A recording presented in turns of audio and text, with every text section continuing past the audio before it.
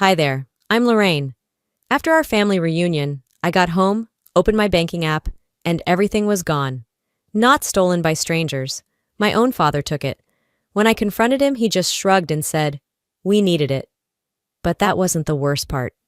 Turns out, this wasn't a one-time mistake. It was years of silent manipulation, fake emergencies, loans in my name, even teaching my niece to lie. And for the longest time I stayed quiet, because they were family. But now I wonder, how many times did I mistake love for loyalty? The smell of charcoal and overcooked ribs still clung to my shirt as I stepped out of my parents' house and into the thick Boise heat. It was that kind of family reunion, the kind where everyone hugs too hard, asks too much, and gives too little. My mom had spent the afternoon gliding around with her signature wine glass like it was a trophy, pretending everyone loved each other. My dad, Ricky, mostly sat with the TV on mute, occasionally grunting out his opinion about politics or the price of gas. And Darlene? She was in rare form. "You probably make six figures now, right?" she blurted between bites of potato salad. "God must be nice." I laughed it off because that's what I always do. That's what keeps the peace. But something about the way she said it, sharp, loud, as if she wanted the whole backyard to hear, stuck in my chest like a splinter. By the time I got to my car, I could feel a headache building right behind my eyes. My father gave me a half-hearted wave and said, "Drive safe, Lorraine. Don't forget you're the lucky one in this family." I didn't respond. I just smiled tight and started the engine. On the drive home, the sky was still glowing from the last stretch of sunset, but the heat hadn't let up. The air conditioning felt like a blessing, but my mind wouldn't shut off. I kept hearing his voice. "You're the lucky one."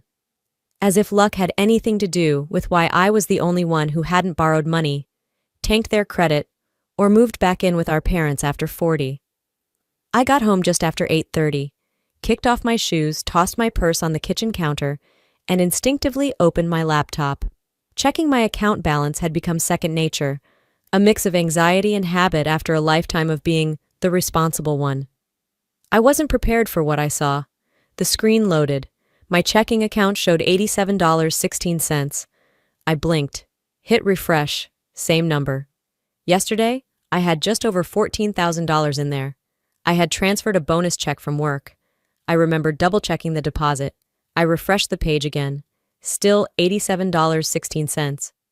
My hand started to tremble. I opened the transaction history. 3 large transfers had gone through since Friday, each for thousands, and all originating from a familiar IP address. My parents' Wi-Fi, the same one I had connected to during the reunion. A chill ran down my spine. My fingers hovered over the trackpad as if they could reverse it by pausing, as if staring long enough might bring the money back. My breath got shallow. I muttered to myself, "No, no way, he wouldn't, not Dad." But deep down, something cracked, like a curtain finally lifting. The signs had always been there. A week before the reunion, Darlene had called, voice shaking and tearful. "Lori, I hate asking, but the girls need supplies for school. I'm tapped out. Just $300, please?" I wired it to her within 10 minutes. 2 days later, she posted a selfie on Instagram, nails freshly done, holding a mimosa. Self-care Sunday. Another post showed a brunch spread that could have fed a family of 5. The caption said, "Treat yourself." I remembered staring at my phone, a pit forming in my stomach. But I didn't say anything. I told myself maybe someone else paid. Maybe she deserved a break. But now the pieces were rearranging themselves. I sat at my dining table staring at the screen. My apartment was quiet except for the soft hum of the fridge and the blood rushing in my ears. I hadn't even taken off my jacket. I scrolled through old mental files, memories I had buried under politeness. The time I covered her rent, just for 1 month. The time Dad's battery died, and I handed over $200 without blinking. The time Mom said, "You've always been good with money. Not everyone's like that." No one asked. They just assumed I'd help, that I should help, that I existed to help. And suddenly, that $87.16 meant something more than missing money. It meant they never saw me. Not really. I whispered aloud, "They didn't even ask." I stared at the balance again. No one had called to warn me. No one had said, "Hey, we're in a bind." No one even pretended this was a shared decision. Just 3 emptying clicks, and the life I'd been quietly building drained out of me. I stood slowly, grabbed my coat again. My body moved before my brain did. I didn't call, I didn't text. I just grabbed my keys and walked out. I was going back. Tonight. The drive back to my parents' house was short, just under 20 minutes. But it felt longer under the weight of everything I couldn't yet explain. Streetlights flickered above me as I turned into their quiet neighborhood. I passed the same white picket fences, the same trimmed hedges, and it hit me how many times I'd made this same drive. Birthdays, holidays, emergencies that weren't mine. This time, it was me who needed answers. The porch light was still on when I pulled into the driveway. Their living room window glowed with a soft bluish hue. Dad probably watching the news with the volume too low to hear anything. I rang the bell once. Pamela opened the door, wine glass still in hand, her eyebrows raised, but her tone light. "Well, that was fast. Did you forget something, sweetheart?" "No," I said, stepping inside. "We need to talk, now." The house smelled like warm leftovers and fabric softener. Familiar, disarming. That was their trick. Make everything look normal on the outside, so you feel crazy for knowing it's not. Ricky barely turned his head from the couch. Darlene was stretched out on the armchair, scrolling on her phone like this was any other Sunday night. I didn't sit down. I stood in the middle of the room and said it. "My bank account is empty. Gone. All of it." Ricky didn't blink. Darlene didn't pause. Pamela frowned, tilted her head. "Oh, Lorraine, don't be so dramatic." I stared at her. "I'm not being dramatic, I'm being robbed." That got Ricky's attention. He took a sip of his beer and finally looked at me. "We needed it." I blinked. Darlene sighed like I had just inconvenienced her. "You're seriously going to throw a fit over money? You don't have a mortgage, no kids, no one depending on you." Pamela chimed in gently. "They were struggling, honey. Sometimes things happen. We didn't want to ask." "You didn't ask," I snapped. "You just took." Ricky shrugged, like that made sense. "You've always helped before. What's different now?" I didn't know whether to laugh or scream. "I helped because I chose to, not because you stole from me." "You're blowing this out of proportion," Darlene said, finally setting her phone down. "It's not like we ran off to Vegas. We paid bills, groceries, rent, survival." Pamela sat on the edge of the recliner and sighed, like I'd accused her of something unthinkable. "It's just money, Lorraine." "No," I said, voice low. "It's trust, and you broke it." The room went quiet for a beat too long. Then Ricky said, "You didn't say we couldn't." I stared at him, blinking hard. "Because I didn't know I had to." Darlene rolled her eyes. "Maybe next time don't leave your login info open on the family computer. I mean, that's kind of on you." There it was, that casual cruelty, that entitlement dressed up like logic.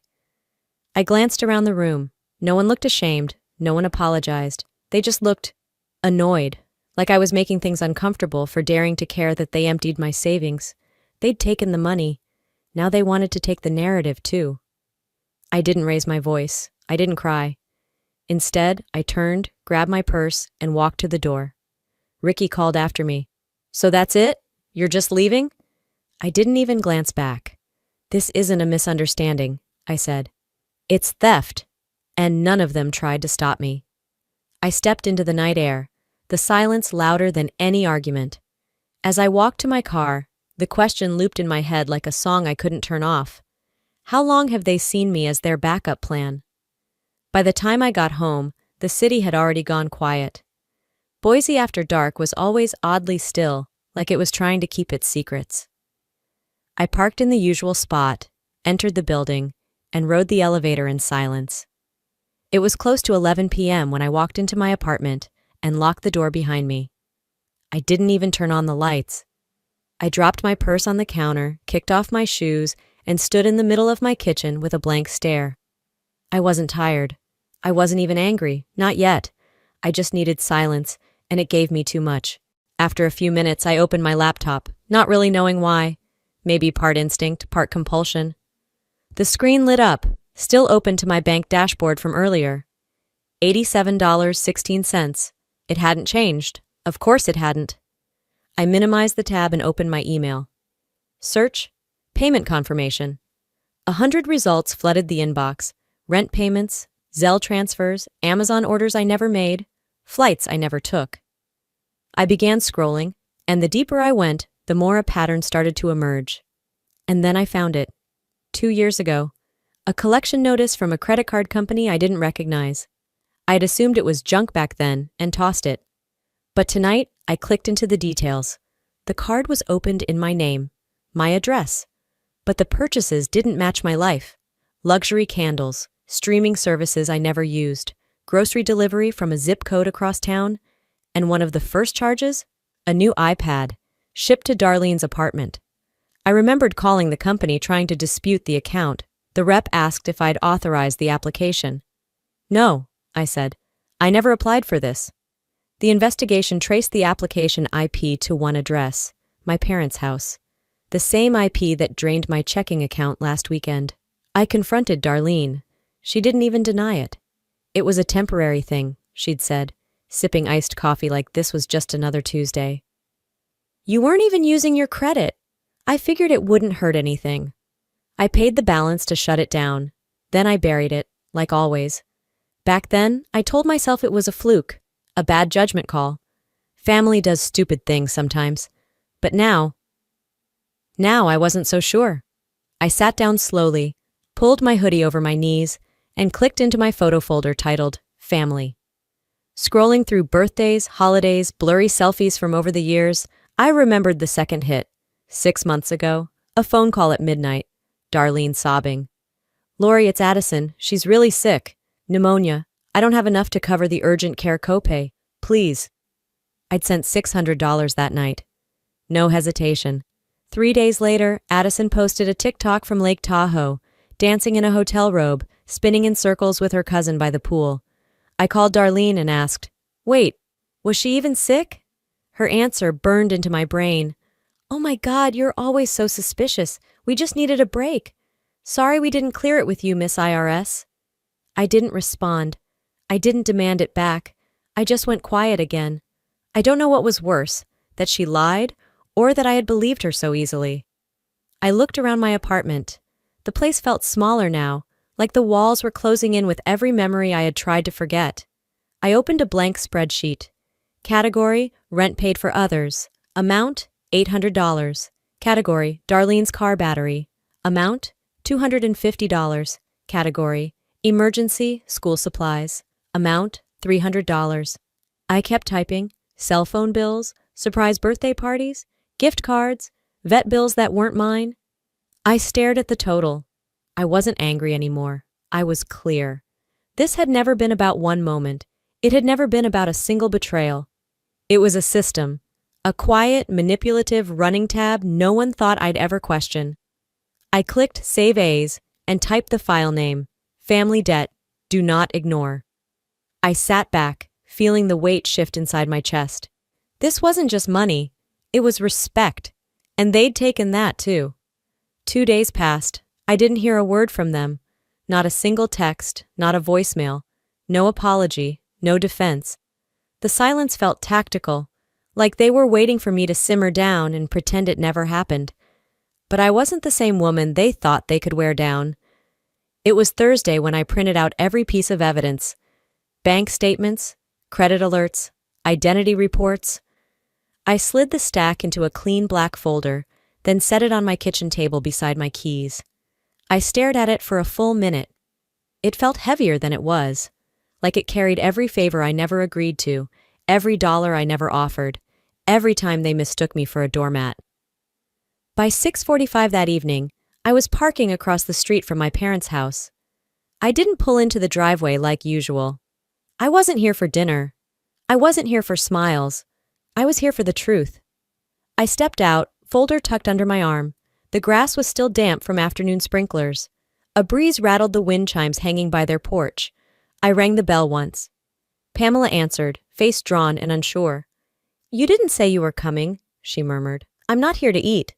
She stepped aside without asking anything more. Ricky sat on the couch, reclined with a soda in hand. ESPN was playing at low volume. Darlene was in the corner chair, legs curled beneath her, scrolling like always.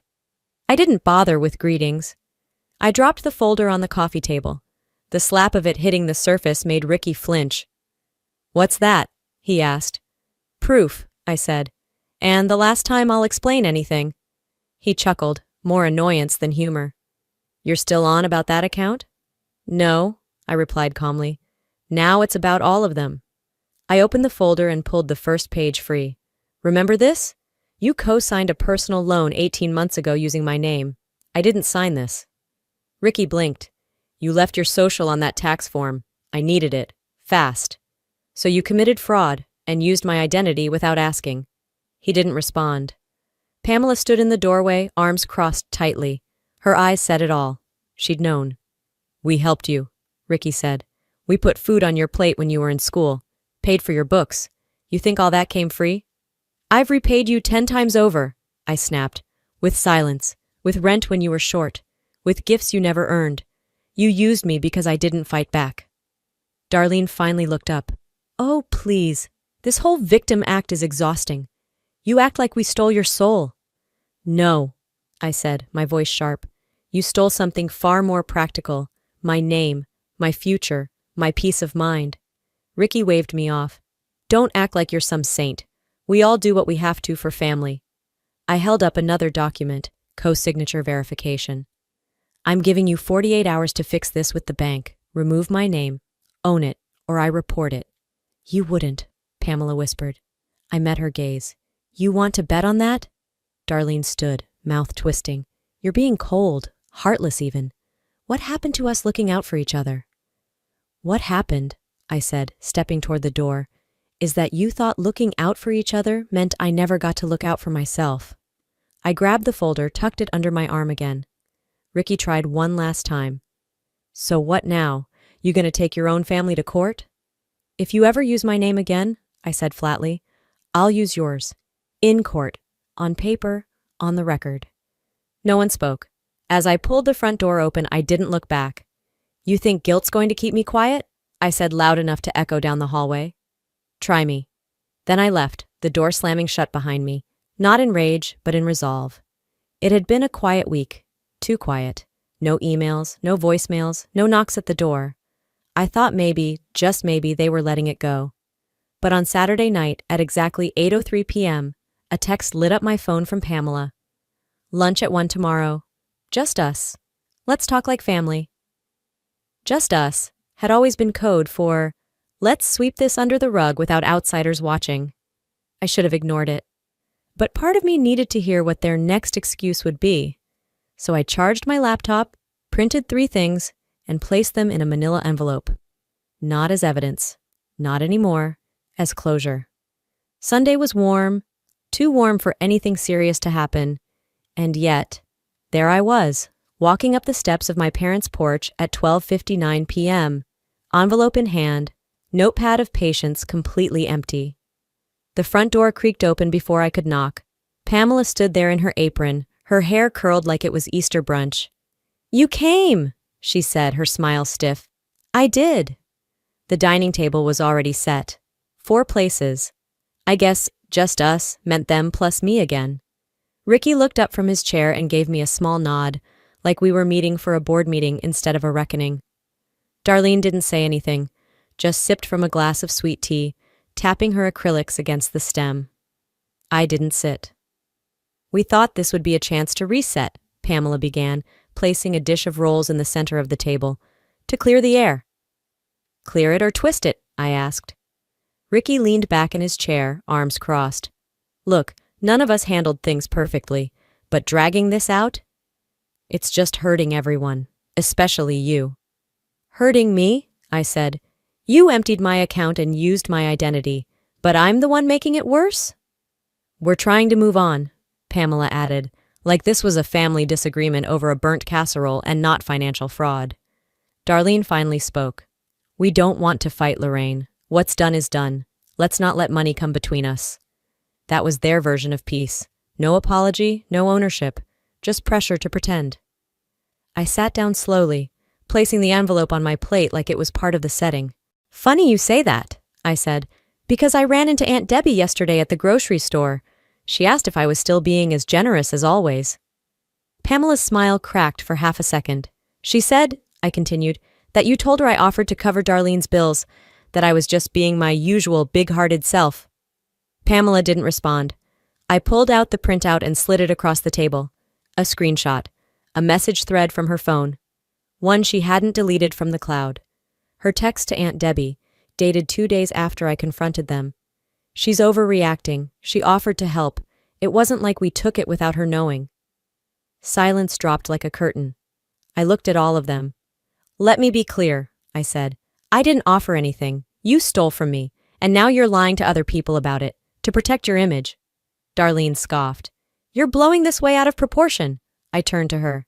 No, you just got too comfortable thinking I'd never say anything. I stood. This is your last chance. After today, I go public. I go legal. I go wherever I need to so this doesn't happen again, to me or anyone else. I pulled a sealed envelope from my purse and set it on the table. The name of my attorney printed neatly in the return address corner. A cease and desist, I said, effective immediately. Pamela's hand hovered above it, but she didn't touch it. Ricky leaned forward like he might speak, then didn't. I stepped back from the table. No more backdoor conversations, no more stories to family, no more guilt trips. No one stopped me. I left the roast untouched, the tea full, the table full of people who had run out of lies they could hide behind. I didn't even turn around when the door shut behind me. I just kept walking down the front steps, onto the driveway, and back into my car. I sat there for a while, staring out the windshield, my hands motionless on the steering wheel. Not because I was unsure of what I'd done, because I wasn't, but because the silence afterward hurt more than I'd expected. The engine clicked softly as it cooled, a mocking quiet. They didn't chase me. They didn't yell. They didn't apologize. Just sat there, stunned, like I'd done something cruel. I drove home, showered, and let the rest of the evening pass without turning on the TV or checking my phone. The roast smell still clung to my clothes, like fake comfort. I tossed everything into the laundry basket, locked the apartment door behind me, and for once, I didn't dream at all. The next morning, I made coffee and opened my laptop. Nothing from them. No missed calls. Just a lingering bitter taste in my mouth and the sound of my email refreshing. I tried to move on with my day. I really did. I cleaned my desk, organized files, even watered the succulents I usually forgot about. But the stillness was loud and heavy. By late afternoon, I agreed to watch Addison, Darlene's daughter, for a couple hours while she met with someone from her new job agency. Addison was dropped off with her usual hug and tablet in hand. She's all yours, Darlene chirped from the hallway. Thanks, sis. Sis. The word landed differently now. While Addison colored quietly at my kitchen table, I sat beside her to check the weather on her tablet. Just for a moment. The screen was already unlocked. A messenger window blinked in the background. Notifications piled in the corner. I shouldn't have looked, but I did. The group chat name was Carver Core. It had every name you'd expect: Darlene, Pamela, Ricky, even a cousin or two. At first it was family jokes, memes, baby photos. Then a thread caught my eye. Darlene. She's seriously lost it, like paranoid level nuts. Pamela. She was always sensitive. This is just her being dramatic again. Ricky. Girl gets a good job and thinks she's Queen of Idaho. We should have never let her go to college. And then, laughing emojis. From all of them. I sat frozen, scrolling. The messages dated back weeks. Weeks of mockery, while I was breaking inside trying to understand what I'd done wrong. Screenshots. I took them all, quietly, deliberately. My fingers didn't even shake. I locked the tablet and handed it back to Addison, who smiled like nothing in the world was wrong. They're not who you think they are, I whispered to myself. That evening, I made an appointment. The next morning, I sat across from my lawyer in his downtown office. His glasses rested on the edge of his nose as he read through the documents I handed him. The unauthorized loan, the group chat screenshots, the fake gifts they told people I'd offered. He looked up, brows raised. You're ready to move forward? I nodded. No more warnings. Draft everything. And the scope? He asked. All of them. Ricky, Pamela, Darlene. I want every single name tied to this mess addressed. Fraud, identity misuse, emotional coercion, financial abuse. He closed the folder, leaned back in his chair, and said the first calm thing I'd heard in weeks. You have a case, and it's airtight. As I stepped out of the building, the early afternoon sun hit me hard. It was too bright for the mood I was in. I stood there for a moment, letting the warmth sting. My phone buzzed. One new text, from Darlene.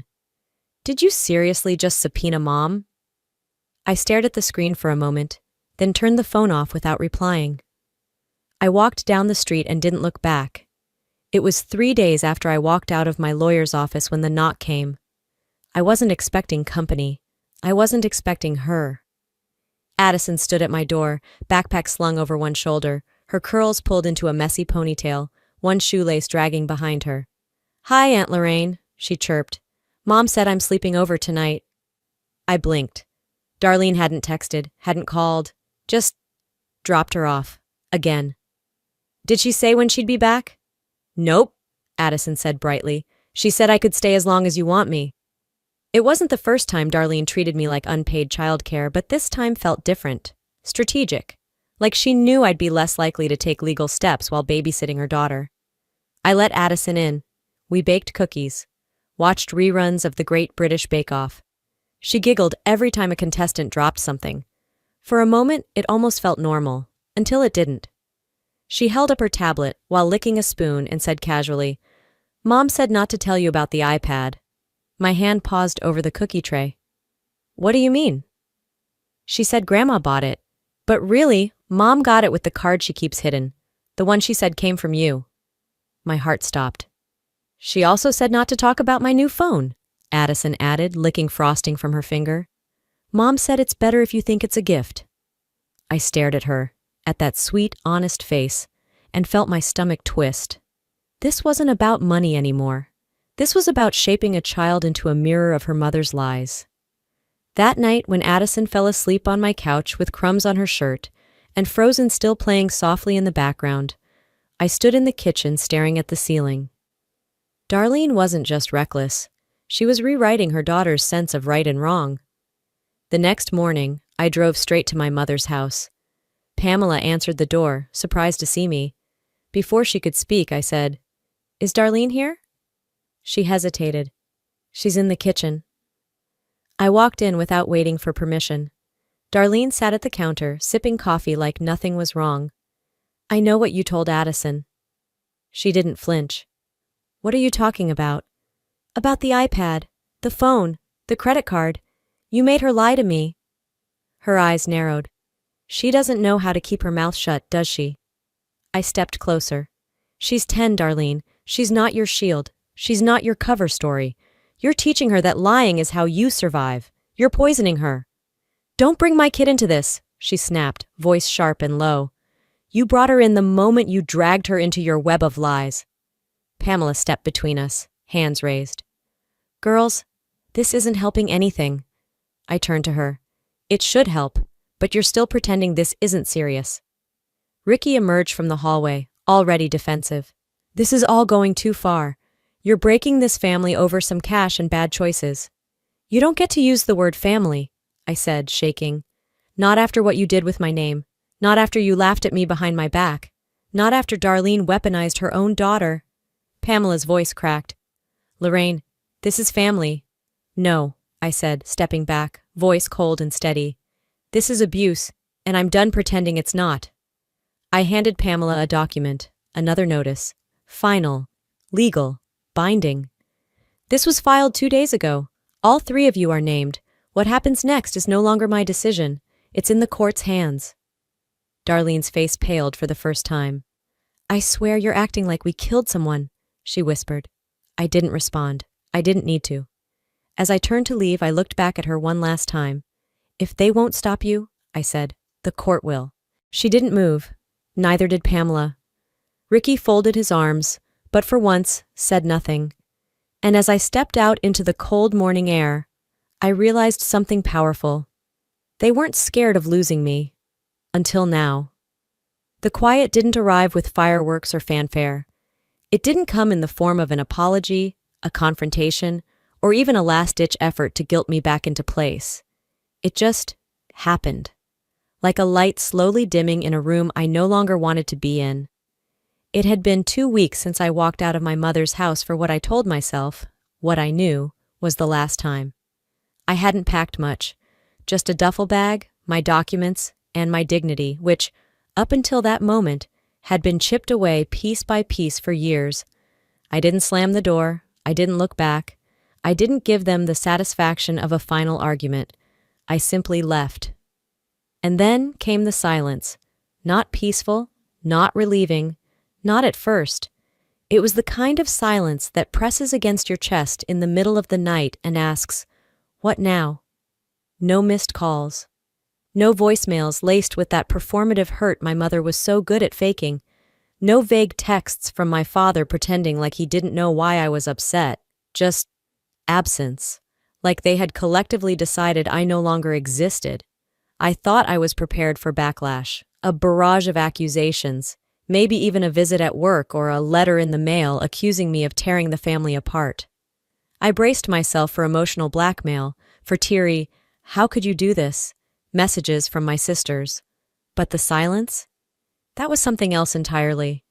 It wasn't just quiet. It was calculated. It took me a few days to understand it for what it was, punishment. This was their way of showing me what life without them looked like, their way of reminding me who had the power. But what they didn't realize was that this silence, this vast, echoing emptiness, wasn't hurting me the way they thought it would. If anything, it was clarifying. Every evening I came home from work, kicked off my heels by the door, and slipped into something soft and loose. I'd light a candle, brew tea, open my laptop and check the latest updates from my lawyer. I was neck deep in the legal mess left behind, untangling the web of lies they'd spun with my name on credit applications, my signature forged on loan agreements, my financial reputation used and discarded like an old receipt. It was exhausting. But it was mine. My fight. My choice. Then one afternoon, as I was clearing out my spam folder, half focused, half bored, I saw it. Subject: "For what it's worth from Marcy, my cousin, the quiet one, the one who always kept her eyes low during family dinners, who never raised her voice, never rocked the boat." I clicked before I could overthink it. "Lorraine, I don't expect a reply, but I want you to know, you did the right thing. I've watched this family chew you up for years. They never saw you as a person, just a provider. Watching you finally stand up wasn't just brave. It gave me permission to rethink my silence too. Whatever they say about you now, I know the truth." I read it once, then again, then a third time, and I broke. Not out of rage, not from pain, but from the relief of being seen, of someone finally naming the thing I'd carried for so long. I cried like I hadn't in years. Not the hot, panicked sobbing of someone in crisis. It was quieter than that, like a letting go, like exhaling after holding your breath too long. A few days later, I got a letter from the bank. My name had been officially removed from the fraudulent loan my father opened. Another letter arrived the next morning.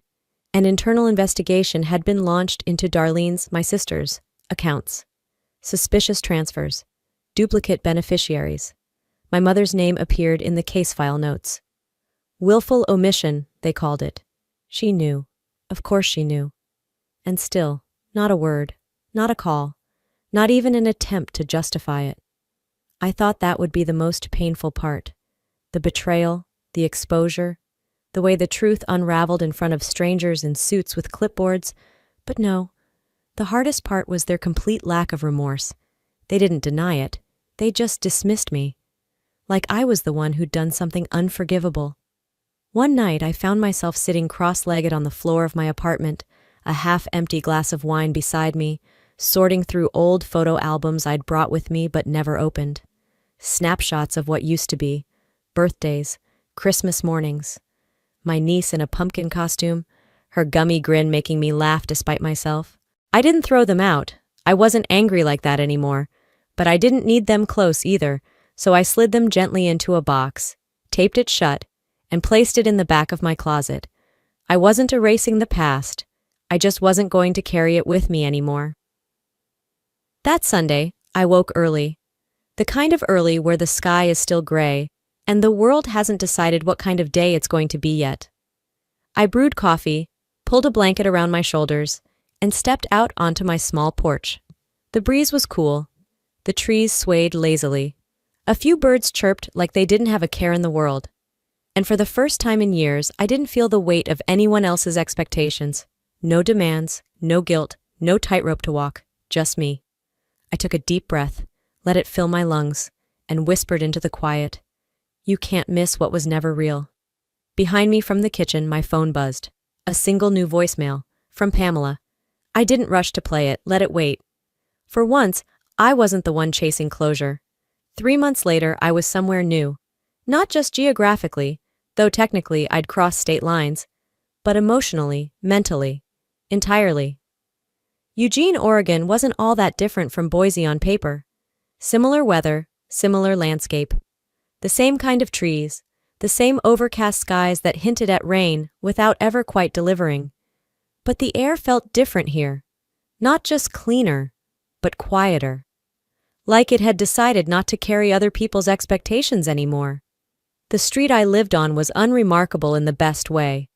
Rows of small houses, neighbors who waved but didn't pry, and trees lining the sidewalks that had just begun to shed their golden leaves. I watched them fall from my second-story apartment window most mornings, slow and steady, like the world itself was learning how to let go, and maybe in some way it was. I worked out of a small co-working space just 2 blocks away. Nothing fancy. White walls, too many plants, and a playlist that alternated between lo-fi beats and soft acoustic covers of songs no one wanted to admit they still liked. There was a coffee shop across the street, and within 2 weeks, the baristas already knew my name and my order. Oat milk latte, no syrup. Life had become simple in a way I never thought was allowed. My mornings were no longer filled with passive-aggressive text messages or frantic phone calls. No last-minute errands for someone else's mess. No drama dressed up as obligation. Instead, I woke up to sunlight crawling through my curtains. I stretched. I breathed. I made breakfast slowly. I worked without dread. I ended my days without needing to brace for an emotional ambush. But not every day was light. Some mornings still came with a strange, hollow ache. Not panic. Those days were over. And not fear, exactly. It was softer than that, like a healed wound remembering the shape of the knife. That morning, the air was cold enough to make me reach for a sweatshirt. I poured a second cup of coffee, then stood still for a moment. The world was quiet. But inside, something stirred. And that's when I remembered it. The voicemail. The one I never played. I hadn't deleted it. I hadn't forgotten it, not really. I just postponed it. Buried it in a drawer with old receipts and half-used notebooks. But now, for some reason, I needed to hear it. Not for closure, just to stop wondering. I sat on the edge of the bed, the ceramic mug warming my fingers, and unlocked my phone. There it was, buried under newer messages from utilities and newsletters I never read. I pressed play. Pamela's voice came through, quiet, hesitant, like she didn't trust herself to say what she needed to. "Lorraine, I didn't know it would go this far. We never meant to hurt you, we always assumed you'd be there. You always were." A pause. Not long. Just enough space for me to realize she wasn't calling to apologize. "Your sister's not doing well. This has all been hard. Can't we just stop this?" There it was. Not remorse. Not even recognition. Just a gentle nudge back toward silence. Toward pretending. I didn't hesitate. I hit delete. The sound it made, a single clean click, was more satisfying than I expected. Like shutting a door. Like locking it. Like finally choosing not to let someone back in. Later that week, a plain white envelope showed up in my mailbox. No return address. The handwriting on the front was tidy, careful, not familiar. Inside, a check for $1,200 and a small folded note. "I know we've never spoken much, but I saw what happened. You stood up when the rest of us shut up. Years ago, you paid for things my brother should have handled. I never said thank you, so here's a piece of it. Late. You were brave. Kelly, Darlene's ex-husband's sister." I held the check between my fingers, stunned. Not by the money, though it was generous, but by the word. Brave. No one in my family had ever used that word about me, I was always responsible, reliable, selfish when I stopped being those things. But brave? That felt like the truth finally finding its voice. I didn't deposit the check right away. I left it on the windowsill above my kitchen sink, where the sun could fade the ink a little more each day. It wasn't about the money.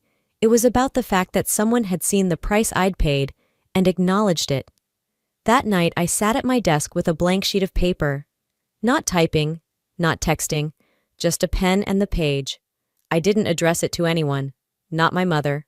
Not Pamela. Not even Kelly. I wrote it for myself.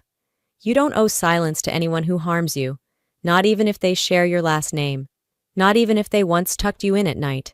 You have every right to leave. You are not a villain for protecting your peace.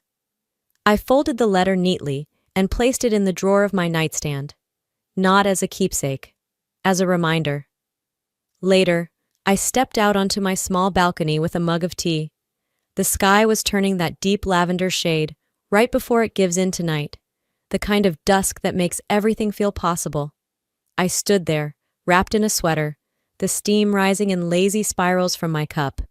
No noise, no tension, no need to explain myself, just stillness. I sipped slowly, letting the warmth settle into my chest. No regrets, no revenge, just release.